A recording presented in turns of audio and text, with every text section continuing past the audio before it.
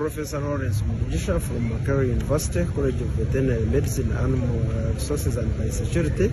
I'm excited that Uganda is hosting the Digital Summit Transformation, combining Middle East and Africa, because technology is now the drive for the transformation of our economy and in several aspects of our lives.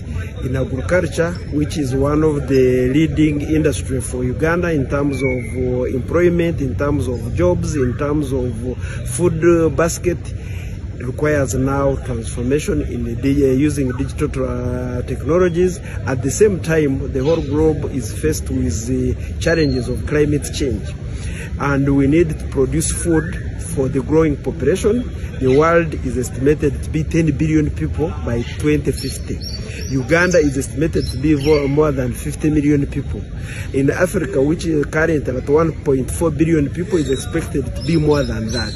All of them require food. We need to only produce food using climate smart technologies involving digital transformation. If we don't do that, agriculture alone will also become a danger to the global biodiversity. It will contribute to increased greenhouse emissions, it will increase forest destruction and several others. So that's why this meeting today, I'm very, very excited, because one of the topics we are going to discuss is how to do agricultural transformation using digital tools and also utilizing climate smart agriculture.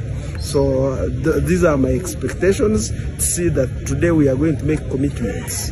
We are going to get information on how to use the digital transformation, but also get commitments from our leaders on how to use the digital transformation to transform our economy, transform our food security, transform our agricultural practices, and the rest of the things that makes mankind survive and live.